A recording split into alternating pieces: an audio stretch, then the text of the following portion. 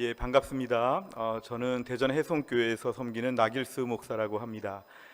제가 제 이름을 대전 해송교회 담임 목사라고 소개하는 것보다는 저는 의정부 중앙교회에서 태어났고 자랐던 저희 고향 같은 교회에 와서 오늘 예배를 인도하게 되어서 매우 영광스럽게 생각하고 매우 기쁘게 생각합니다. 오늘 교회 들어오면서 많은 분들을 뵀는데 뵙자마자 그 옛날의 이름들이 다 떠올라서 우리 권사님, 장로님, 집사님들 이름을 다 외울 정도로 어린 시절의 추억이 너무도 많이 있습니다. 처음 태어나서 나기순 권사님, 손혜순 권사님, 이런 신근 권사님 이런 분들이 저를 어릴 때부터 보셨고, 또 초등학교, 중고등학교 지나면서 홍원종 장로님이 저 선생님이시기도 했고, 또 우리 김주열 장로님이나 강대경 장로님이 저의 같이 이렇게 컸던 그런 중고등부 청년부 시절을 보냈기 때문에 오늘 교회 오는데 명절에 꼭 고향의 집이 온 것 같은 그런 느낌을 갖게 되어 참 감사합니다. 1994년에 대학교 4학년 때 이제 제가 우리 교회를 떠나서 서울의 충영교회에서 이렇게 인턴같이 교회 사역을 하고, 또 서울의 해송교회라고 해서 해화동에 있는 교회에서 7년 동안 사역을 하고, 부교육자로 2003년에 우리 의정부 중앙교회 와서 3년 동안 그때 중고등부 청년부를 맡았던 그런 시절이 있었습니다. 그리고 하나님의 부르심으로 2012년부터 대전의 해송교회에서 담임 목사로 섬기게 되어서 무척이나 오랜만에 온 것 같습니다. 그동안에 어머니 돌아가신 이후에도 온 적도 있고, 또 교회 바깥에서 건물을 이렇게 좀 찾아온 적도 있었지만, 예배 중간에 이렇게 말씀을 전할 수 있는 귀한 기회가 된 것은 진심으로 감사드립니다. 반가운 것은 많은 우리 장로님, 권사님, 집사님들이 건강하게 또 계시고 또 교회를 잘 지켜주신 것이 참 감사합니다. 어찌 보면 제가 파송된 교회가 대전의 해송교회라고 생각하고 영원한 모교회가 의정부 중앙교회이기 때문에 오늘 교회 와서 뵈니까 너무 반갑고 행복합니다. 어찌 보면 이렇게 고향이 수몰되었거나 매몰되었다면 참 마음이 아픈데, 고향에 와 보니까 교회가 건재하고 또 새로운 청년들이나 중고등부 학생들이 교회를 지키는 걸 보니까 얼마나 감사한지 모릅니다. 앞으로 두고두고 하나님이 기회를 주시면 시간 될 때마다 또 이렇게 찾아오고 싶은 그런 간절한 소원이 있습니다. 저는 교회에서 이제 14년째 사역을 하면서 7년마다 주시는 한 달의 안식월 중에 두 번째 안식월을 받게 되어서 이번에 안식월을 보내고 있습니다. 그래서 여러 교회를 또 다니기도 하였는데, 그 중에 제일 좋은 것이 역시 고향의 모 교회에 온 것이 가장 행복한 것 같습니다. 오늘 함께 말씀을 나누면서 하나님 말씀에 큰 은혜가 있기를 간절히 소원합니다. 오늘 말씀을 보시면 농부가 지금 씨앗을 뿌리고 있는 그런 내용이 나오고 있는데요, 이스라엘에서는 이렇게 한 지역에 집중적으로 씨앗을 뿌리지 않고 농부가 계속 걸어가면서 이렇게 씨앗을 뿌리고, 또 한편으로 이렇게 바람이 늘 불고 있기 때문에 씨앗이 흩어질 수밖에 없는 그런 구조입니다. 그래서 농부는 씨앗을 잔뜩 가지고 이렇게 막 뿌리며 다니는데 발걸음에 따라 바람에 따라서 막 여기저기 이렇게 흩어질 수밖에 없는데요, 오늘 본문에 가장 중요한 전제가 있다면 그것은 씨앗은 똑같은 것이라는 뜻입니다. 오늘 여러 땅들이 지금 달라서 그렇지 오늘 뿌려지는 씨앗은 다 똑같다.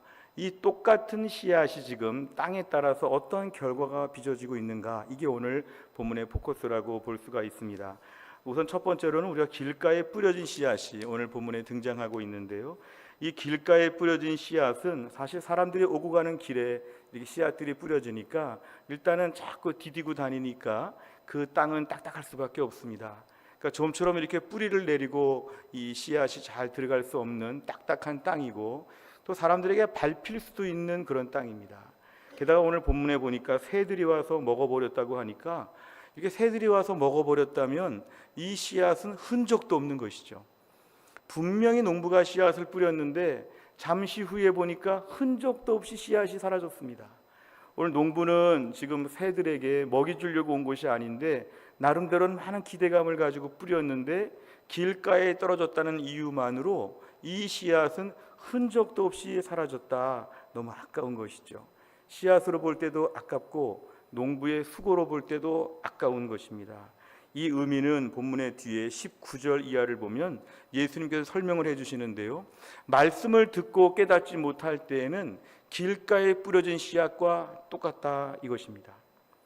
사탄이 와서 그 마음에 뿌려진 것을 빼앗으니까 길가에 뿌려진 씨앗을 새들이 먹어버린 것처럼 하나님 말씀을 분명히 들었는데 사탄이 와서 그 말씀을 그대로 다 훔쳐갔다고 하는 것입니다. 그러니까 결국에는 이런 경우에 길가에 뿌려진 씨앗은 어찌 보면 하나님 말씀 앞에서 하나도 기억이 나지 않는 것이죠. 즉시 없어졌기 때문에 기억이 안 납니다. 우리가 하나님 말씀을 들을 때 그러한 경우가 있죠. 하나님 말씀 분명히 들었는데 하나도 기억이 안 나는, 혹시 오전에 목사님 설교 말씀의 본문과 제목을 잘 기억하십니까? 저는 만약에 우리 교회 건물을 크게 하나 짓고 주차장을 만든다고 하면, 제가 저희 교회는 그런 생각이 있는데요, 주차장에서 출차할 때에 차단기가 이렇게 딱 거쳐지는 순간에 오늘 본문과 제목은? 이렇게 물어봐가지고 성도가 답을 하면 차단기가 탁 열리고, 만약에 오늘 본문과 제목은 물어봤는데 성도가 우물쭈물 거리면 차단기가 안 열리는 그런 교회의 주차장을 만들면 어떨까, 이런 생각들을 많이 했습니다. 저를 비롯해서 많은 경우에 하나님 말씀을 들을 때마다 분명히 들었는데 흔적도 없이 사라집니다. 오늘 예배 안 드린 것 같고, 오늘 아까 그 30분 이상의 그 말씀을 안 들은 것 같은 이런 경우가 우리에게는 종종 있다는 것이죠. 우리가 오늘 신앙생활하면서 하나님 말씀이 나에게 이런 상태가 된다는 것은 매우 심각한 그런 문제입니다. 어떤 경우에 이렇게 될 수 있냐 하면요, 하나님 말씀을 들을 때 다른 생각하고 들으시면 이렇게 됩니다. 제가 처음에 사역했던 것이 서울의 해화동의 해성교회 유년부 1, 2, 3학년 아이들을 가르쳤는데요, 유년부 아이들의 특징을 제가 처음 지도해 보니까 애들은 그렇게 산만합니다. 막 떠들고 움직이고 옆에랑 막 치고받고 막 하는데, 끝나고 나서 제가 오늘 설교 이야기를 물어보면 애들이 답을 다 합니다. 참 신기하고 놀라운 일이죠. 애들이 그렇게 떠들었는데 답을 다 합니다. 그러니까 애들을 혼낼 수가 없습니다. 장난은 쳤지만 오늘 말씀을 잘 들었구나, 이렇게 넘어갔는데요, 제가 3년간의 유년부 사역을 마치고 중등부, 고등부를 2년, 3년씩 맡아보니까 여긴 또 분위기가 다릅니다. 그 중등부, 고등부 애들은 설교 들을 때 가만히 듣고 있습니다. 언뜻 보면 유년부 애들에 비해서 집중력이 좋구나, 말씀을 잘 들었구나. 끝나고 물어보죠. 오늘 말씀은 뭐였니? 그러면은 하나도 몰라요. 애들이 그럽니다.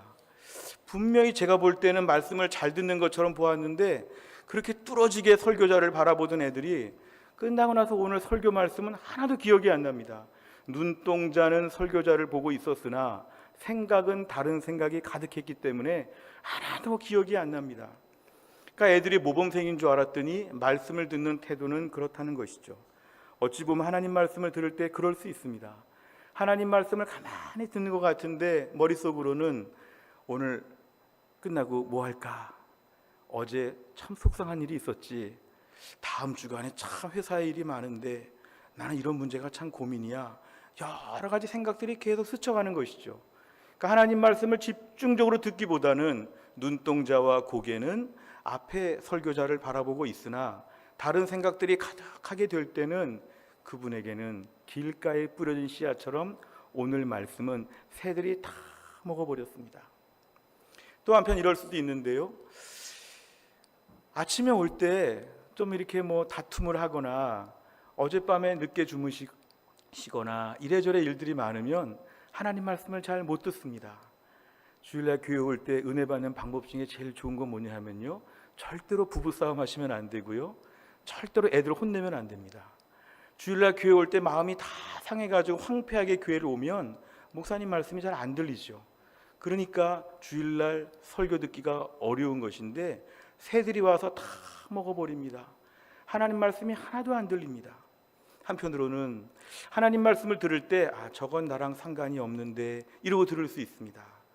나는 지금 한 주간 동안 이런 고민했는데 왜 목사님은 저런 설교하실까? 나랑은 무관한데. 어떤 경우에는 우리 시어머니가 들으면 참 좋겠다. 우리 옆집에 어느 권사님이 들으면 오늘 말씀은 참 좋겠다. 나는 전혀 관계가 없는 말씀이니까 오늘 설교는 나랑 무관하니까 아예 설교가 시작할 때 마음을 확 닫지요. 그러니까 언제 끝나나 이것만 보고 있는 거죠. 자, 이런 마음을 갖게 될 때는 하나님 말씀이 내 안에 들어올 수가 없습니다. 로마서 10장 17절의 말씀처럼 믿음은 들음에서는 안 되는데 이 들음이 잘 안 되면 하나님 말씀을 전혀 듣지 못하기 때문에 믿음이 잘 생기지가 않습니다. 혹시 어떤 분들 고민 중에 저는 신앙생활하면서 이렇게 믿음이 안 생기는지 모르겠습니다. 그러면 그분의 상태는 너무 분명합니다. 하나님 말씀을 얼마나 잘 듣고 있나, 이게 그분의 믿음에 측정하는 기준점이 됩니다. 하나님 말씀을 잘 들어야 믿음이 성장할 수 있는데 하나님 말씀을 꾸준히 듣지 않으면 오늘날 내 심령이 황폐화가 됩니다. 옛날에 무슨 이렇게 다이어트 방송 같은 걸 보니까요, 어떤 분이 하루 종일 책상 속에 서랍에다가 떡을 가득 넣어놓고 짬짬이 떡을 계속 먹는 분이 계십니다. 그러고는 나중에 건강을 체크해 보니까 건강 상태가 무지 안 좋게 나왔습니다. 체중도 많이 나오고요. 이분이 그 방송국 인터뷰하는 거 보니까 저는 제가 왜 살이 찌는지 모르겠습니다. 그러니까 방송국에서 비디오 찍은 걸 다 보여줬죠. 하루 종일 쉴 새 없이 떡을 먹고 있으니까 살이 찔 수밖에 없습니다. 원인이 분명한 것이 결과가 분명해지는 것인데요, 우리가 오늘 신앙생활하면서 고민하는 분들 계십니다. 목회하면서 성도들이 제일 많이 물어보는 게 뭐냐 하면 어떻게 하면 믿음이 자라는가 이렇게 물어보시는데, 믿음은 들음에서 난다 그랬습니다. 하나님 말씀을 잘 듣게 하여 주시옵소서. 하나님 말씀을 집중해서 들어야 합니다. 때로는 오늘 말씀을 들어서 하나 들어서 뭐가 자랄까? 그렇지 않습니다. 하나님 말씀이 꾸준히 마음에 쌓여야 합니다. 과거의 신앙생활 잘했는데 요즘 신앙생활 못하시는 분들 계시면 요즘 말씀을 듣고 있는 태도를 돌아보셔야 합니다. 옛날에 수십 년 전에 말씀 많이 들었던 분이 계시면 요즘에 하나님 말씀을 성실하게 꾸준히 섭취하셔야 됩니다. 한 끼를 잘 먹어도 그 다음 날부터의 매 끼 식사가 중요한 것처럼 신앙생활은 하나님 말씀을 들을 때 꾸준히 들으셔야 합니다. 주님 나라 가는 날까지 하나님 말씀을 꾸준히 듣게 하여 주시옵소서. 그래야 신앙적으로 혈색이 좋습니다. 요즘에 신앙적으로 매우 상태가 안 좋다. 대부분의 경우는 하나님 말씀에 대한 공급이 없으니까 며칠째 밥을 굶은 아이처럼 우리 신앙생활은 병들 수밖에 없습니다. 하나님 말씀을 꾸준히 잘 듣게 하여 주옵소서. 내 오늘 심령에 길가와 같은 마음밭이 되지 않게 하여 주시옵소서. 하나님 말씀이 뿌려질 때마다 갈급한 심령으로 하나님 말씀을 소중하게 받을 수 있도록 하나님 도와 주시옵소서. 길가에 뿌려진 씨앗은 우리에게 이것을 보여줍니다. 두 번째는 돌밭에 떨어진 씨앗인데요, 이 두 번째 경우는 사실은 조금 더 낫습니다. 그건 뭐냐면 비록 흙이 별로 없고 돌만 가득했지만 조금은 그래도 자랍니다. 싹이 난다고 했고요, 조금은 성장했습니다. 아까는 흔적도 없이 사라졌는데 이번에는 그래도 뭔가 싹이 났다고 했습니다. 그러니까 우리가 돌밭에 떨어진 것은 조금은 더 낫죠. 싹이 났다는 게 참 중요한데 문제는 싹이 나자마자 그거 죽었답니다. 자, 이건 어떤 뜻이냐 하면요, 본문의 20절 이하에 보니까 예수님의 해석에 따르면 이건 말씀을 받을 때 즉시 기쁨으로 받는다고 합니다. 우리 흔히 하는 말로 은혜 많이 받았습니다 이렇게 말할 수 있습니다. 하나님 말씀을 들었을 때 뭔가 마음이 시원합니다. 하나님 말씀을 들었을 때 뭔가 해결된 것 같습니다. 위로받은 것 같습니다. 기쁘고 참 좋습니다. 말씀에 대하여 기쁨으로 받으나 문제는 해가 뜨니까 말라버렸답니다.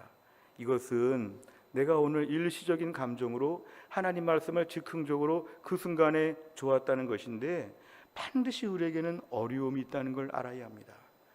오늘 본문에 해가 뜨니까 말라버렸다고 하는데요, 이 해는 신앙생활하면서 고난이 있다는 것입니다.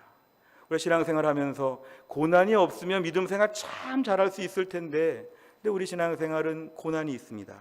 디모데후서 3장 12절의 말씀처럼 그리스도 예수 안에서 경건하게 살고자 하는 자는 반드시 박해를 받는다고 했기 때문에 내가 신앙생활 열심히 하려고 할 때 돌밭인데 해가 떠버리는 건 어쩔 수 없습니다.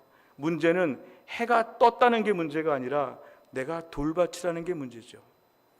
이 돌밭에 떨어진 씨앗의 경우는 오늘날 우리가 많은 경우에 조심할 것은요, 현장에서 말씀에 은혜 받았다고 생각할 때 그 현장의 그 순간을 가지고 다 끝난 것처럼 보시는 분들이 계십니다.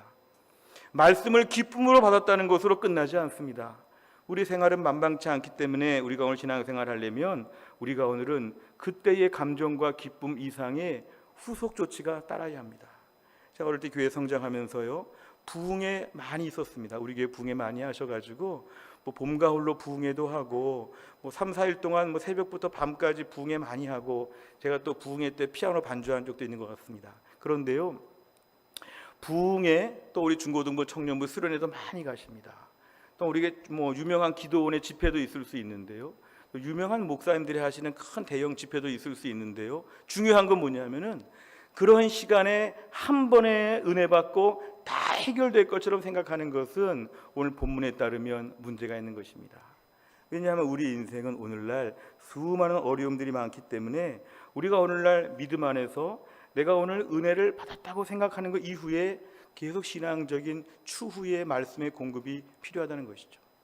우리 신앙생활의 칼라가 감정적인 분들이 계시는데요, 이 감정적인 것은 신앙적으로 불을 붙여줄 수 있는데 감정으로 신앙을 지탱할 수 없습니다. 오늘 이 순간에 은혜로 왔다고 신앙생활 잘하지 않습니다. 은혜 받은 이후에 나의 신앙생활이 성장하는 게 참 중요하죠. 어느 대형 집회에서, 아주 큰 집회에서 은혜를 받았는데요, 나오면서 누구 발을 밟았나 봅니다. 나오면서 누가 발을 밟았냐고 막 화를 내고 막 이럴 수 있습니다. 아주 그냥 교회에서 은혜 많이 받았는데요, 나가다가 뭔가 차에 좀 불편한 부분이 있을 때마다 예민한 분들도 계십니다. 오늘날 우리가 감정적으로 좋고 나쁘고의 문제는 우리 신앙생활에 있어서 이 초보 단계에 머물 수 있기 때문에 우리가 오늘 신앙생활은 감정으로 끝나지 않습니다. 감정적으로 오늘 좋았다면 나쁜 건 아닌데요, 감정적으로 좋았다면 하나님 말씀을 집중적으로 공부하는 가운데 하나님 말씀이 나의 지적인 부분에 채워줘야 됩니다. 하나님 말씀을 꾸준히 공부해야 되죠. 그 다음에 의지적으로 결단을 해가지고 오늘 말씀을 듣고 제가 이렇게 하겠습니다라고 하는 뭔가 순종의 다음 단계가 있으면 믿음은 성장할 수 있는데, 계속 감정에 집중하는 분들은 참 문제가 있을 수 있습니다. 제가 교회 나오시는 분들에게 인터뷰해 보면요, 오늘 교회 왜 가십니까? 그러면은 마음을 좀 쉬려고 교회 간다. 교회 갔다 와서 좋았다는 말은 마음이 좀 편안해졌다. 근데 이것은 참 이해할 수 있지만 위험한 발언입니다. 우리가 오늘 예배를 드리고 하나님 말씀을 듣는 것은 위로받고 쉬다가 집에 가는 게 아닙니다. 천지만물의 주인 되신 하나님이 나에게 오늘은 무슨 말씀을 주시는가, 하나님 말씀을 받는 시간이기 때문에 겸비하게 듣고 무슨 말씀을 주시든지 간에 순종하겠다고 결심해야 되기 때문에 내 감정을 좀 만족해 보려고 돌아다니다가 보면 우리 신앙생활은 매우 허약할 수 있는 것이죠. 무엇보다 오늘의 돌밭에 떨어진 씨앗은 즉흥적인 기쁨과 감정에 머무는 신앙이기 때문에 그 다음 단계가 없어서 이것은 말라 죽을 수밖에 없는 매우 위험한 단계입니다. 셋째로 가시떨기에 떨어진 씨앗이 있는데요, 이 가시떨기는 다른 번역에 따르면 가시덤불, 잡초 이런 것들이 다 있는 곳입니다. 여기는 앞에 두 단계보다는 조금 더 나은 것입니다. 싹도 났고 또 조금 더 성장도 했습니다. 근데 문제는 뭐냐면요, 자라다가 보니까 가시떨기가 기운을 막아서 사방에서 이렇게 다 막았기 때문에 제대로 성장할 수 없다는 것입니다. 22절 이하의 예수님의 해석에 따르면은 결국 이것은 하나님 말씀 앞에서 심각한 고난 앞에서 그거를 극복하지 못하는 그런 타입입니다. 하나님 말씀을 들었을 때 베드로와 야고보와 요한처럼 예수님 변화산상에서 그 높은 데서 위에서 막 우리끼리 황홀하게 기쁜 곳에만 있고 싶지요. 그러나 우리의 현실은 내려와서 척박한 현실을 마주해야 되기 때문에 뭔가 이상적인 환경에서 아주 온실 같은 편안한 환경을 구가하고 싶은 것은 이 땅에서 불가능합니다. 결국 고난이라고 하는 상수가 우리에게 늘 있는 것인데요, 그럴 때 이 속에서 제일 무서운 게 뭐냐 하면은 자꾸 염려거리가 생깁니다. 생활에 염려가 생깁니다. 오늘 말씀의 은혜를 받았는데, 말씀이 참 좋았는데, 그러나 내 걱정과 고민은 그대로입니다. 방황하는 우리 애들은 그대로 방황하고 있고, 경제적으로 어려운 부분은 계속 어렵고, 몸이 아픈 건 계속 아프고, 그러니까 은혜는 은혜대로 받았는데 현실에 돌아오니까 잠을 깬 것처럼 갑자기 걱정하고 근심하는 이런 것이 얼마나 많은지 모릅니다. 하나님 말씀은 말씀이고 현실은 현실이고, 오늘 말씀에 두려워하지 말라고 했는데 집에 가보니까 다 두렵고, 하나님 말씀에 평안함을 배웠는데 집에 가보니까 다 불안정하고, 그럴 때 우리들의 마음에 역시 내 현실은 이것이라고 하면서 그 염려 가운데 깊이 묵상하는 분이 계십니다. 하나님 말씀을 들은 것을 깊이 묵상하지 아니하고 내 염려거리를 깊이 묵상하는 분들이 계십니다. 어느 부흥사 목사님 말씀 들으니까요, 5분 이상 걱정하는 것은 기도하고 하나님께 맡겨야지 5분 이상 걱정하는 것을 계속 걱정하면 평생 걱정한다는 말을 들었는데 매우 기억하고 있는 말입니다. 우리가 오늘날 내 삶에 있어서 하나님 말씀을 들을 때 마음 한편에 염려거리가 있죠. 우린 다 염려거리가 있죠. 그러나 내 마음에 있는 염려거리 가운데서 이 염려거리가 말씀보다 위에 있지 아니하도록 하나님께서 오늘 주신 말씀으로 이기게 하여 주실 것을 믿습니다. 내 인생이 힘들지만 하나님 말씀 믿으니까 이것이 아무것도 아닙니다. 이런 안목 주시기를 주의 이름으로 축원합니다. 기도 많이 하면요, 우리 안에는 문제가 요만하게 보이고요, 기도 별로 안 하고 마음에 은혜가 없으면 요만한 것도 이만하게 보이는 법입니다. 하나님, 내가 오늘 말씀 듣고 기쁜데, 이 말씀 듣고 살려고 하는데, 이 말씀대로 붙잡고 살려고 하는데 내 인생의 모든 염려거리가 조그맣게 보이고 없어 보이게 하여 주시옵소서. 이런 믿음의 결단을 하면 우리 오늘도 가시떨기 그 단계를 우린 뛰어넘을 수가 있는 것이죠. 또 한 가지 이런 것인데요, 내 안에 오늘도 재물의 유혹이 있을 수 있습니다. 가시떨기는 두 가지예요. 생활의 염려와 재물의 유혹인데요, 재물의 유혹은 뭐냐 하면은 하나님의 은혜로 산다고, 하나님 주신 복으로 산다고 말씀 다 들었고 아멘이라고 했고 정말 믿어졌는데 집에 돌아와 보니까 옆집에 불신자 부잣집이 그렇게 부러워요. 옆집에 그렇게 애들 잘 되는 집이 부러워요. 나는 믿음으로 막 충천했는데 집에 가보니까 우리 애들은 한심하고 배우자끼리도 불평하고 모든 게 다 이상하게 보여요.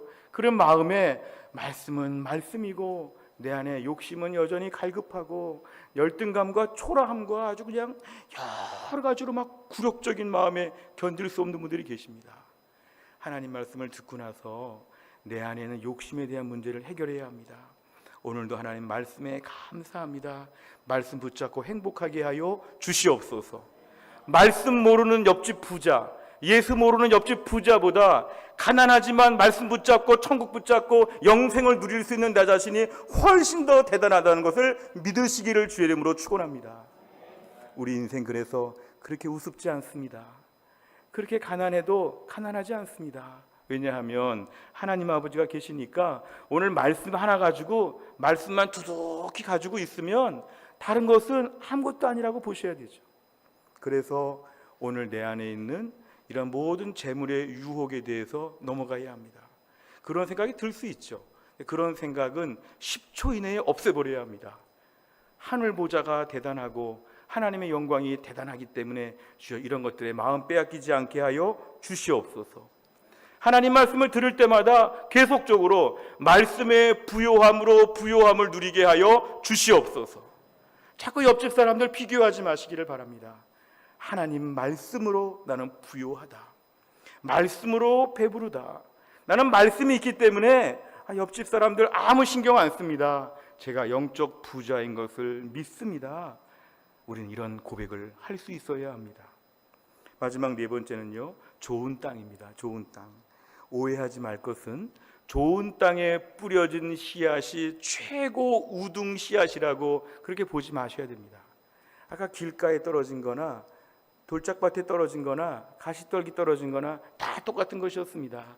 좋은 땅에 떨어진 씨앗은 똑같은 씨앗이었지만 땅으로 말미암아 30배, 60배, 100배의 큰 결실을 맺었다고 합니다. 23절 이하의 예수님의 해석에 따르면 하나님 말씀을 깨닫는 자가 되었다. 하나님 말씀을 깨닫게 되니까 그 말씀에 큰 열매가 있다는 것입니다. 똑같은 하나님 말씀을 듣는데요, 오늘도 우리 중에 누구에게는 지금 열매가 맺히고 있습니다. 이건 굉장히 중요한 얘기입니다. 저희 교회에서는 홈페이지에다가 설교 말씀이나 다락방 말씀에 은혜 받은 것들을 이렇게 글로 올리라고 하는데요, 은혜 게시판이라고 하는 걸 만들어서 글을 쓰는 분들이 계시는데 얼마나 은혜롭게 글을 쓰는지 모릅니다. 근데 모두가 그런 건 아니죠. 어떤 분은 막 졸기도 하고 어떤 분은 뭐 길가, 가시떨기, 돌짝밭 다 있는데 어떤 성도들은 똑같은 시간에 유난히 좋은 땅인 분들이 계십니다. 저에게 모든 성도가 그랬으면 좋은데 그렇지는 않는데 그 중에 유난히 좋은 땅들이 있는데 제가 설교자로서도 깜짝 놀랄 때가 있습니다. 그분이 제 설교를 요약해가지고 은혜 받은 걸 정리해서 이렇게 보내주고 하는데요, 깜짝 놀랍니다. 어떻게 오늘 말씀에 이렇게까지 은혜를 받을 수 있겠는가? 그것은 그분의 토양 문제입니다. 그분이 토양 관리를 잘하고 있기 때문에 그렇습니다. 근데 그분이 제 설교에만 그렇게 은혜 받는 게 아니라 다른 목사님들 설교에도 다 은혜를 받습니다. 토양밭이 좋으니까 다 은혜를 받고야만은 그런 우리 집사님들이 계시는데 얼마나 감사한지 모릅니다. 우리가 오늘날 말세가 되어서 하나님 말씀 앞에서 우리의 태도는 토양 관리가 중요합니다. 우리가 코로나 이후에 교회마다 지금 70%, 80% 회복되고 있는데요, 교회마다 지금 뭔가 잘해보려고 은혜 받으려고 열심히 뛰어보려고 할 때 교회가 제일 중요하게 붙잡아야 될 건 뭐냐 하면은 영적 토양 관리를 하게 하여 주시옵소서. 이게 중요합니다. 내 토양은 오늘 설교 말씀을 들을 때 무조건 100배 열매를 맺을 수 있는 나는 좋은 토양이다. 나는 주일 설교, 수요 예배, 무슨 새벽 기도회, 무슨 말씀을 들어도 나는 다 은혜 받는다. 나는 만반의 준비를 하고 있다. 이런 분들이 이 시대에 살아남을 수가 있습니다. 코로나 이후에 한국교회 가장 큰 특징이 뭔지 아세요? 유튜브 설교가 많아지면서 우리 심령이 병들 수 있습니다. 내가 출석하는 교회에서 내가 섬기는 교회의 목사님들의 말씀을 토양 관리하셔서 아멘으로 다 받으셔야 됩니다. 하나님 말씀이 선포되어질 때 나는 이미 옥토와 같은 마음으로 준비돼서 그냥 목사님 얼굴만 봐도 은혜를 받고야만은 그러한 토양 되게 하여 주옵소서. 하나님 말씀을 듣는 토양이 까다로워지지 않게 하여 주옵소서. 결국은 길가와 같은 토양이 옥토가 되게 하여 주옵소서.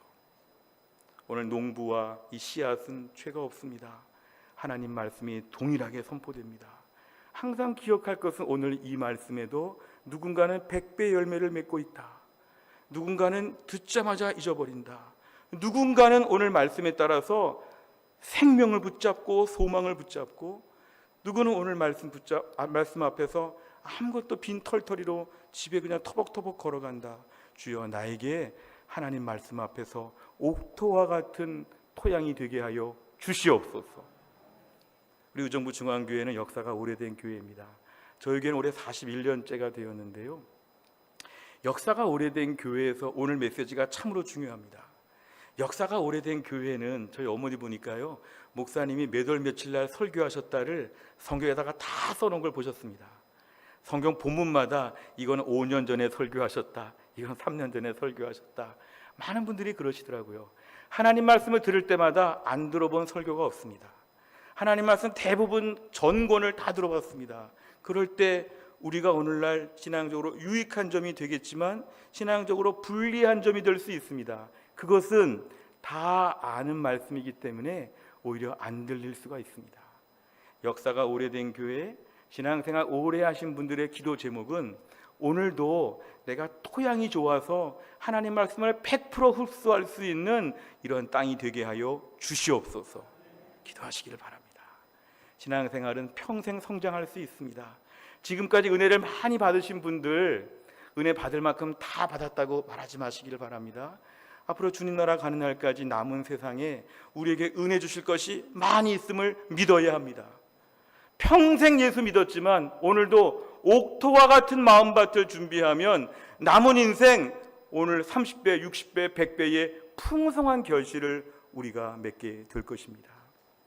우리 모두 심령에 오늘 말씀처럼 우리가 오늘도 좋은 땅이 되어서 옥토와 같은 땅으로 기경되어서 하나님 말씀을 들을 때마다 늘 풍성한 열매를 다 맺을 수 있기를 주의 이름으로 축원합니다. 기도하겠습니다. 하나님 아버지 감사합니다. 오늘도 우리 귀한 말씀 허락하여 주심을 감사합니다. 하나님 아버지, 우리의 마음밭을 좋은 땅이 되게 하여 주옵소서. 선포되는 말씀 앞에서 아멘으로 받게 하여 주시고 기뻐하게 하여 주시고 그 말씀 앞에 닥치는 여러 시련들과 어려움들을 이겨나가게 하여 주옵시고 말씀을 들으면서 세상의 염려와 재물의 유혹에 빠지지 않게 하여 주시고 하나님 말씀 하나가 내 심령을 가득 채우는 풍성한 결실을 매번 맺을 수 있게 하여 주옵소서. 그래서 이 시기에도 여전히 부흥이 가능하고 여전히 마지막까지 은혜로운 신앙생활이 가능하다는 것을 입증하게 하여 주시고 우리 사랑하는 의정부 중앙교회 장로님, 권사님, 집사님들과 모든 성도들의 심령이 매주일마다 100배의 결실을 맺는 교회가 될 수 있도록 축복하여 주시옵소서. 감사드리며 예수님의 이름으로 기도하옵나이다. 아멘.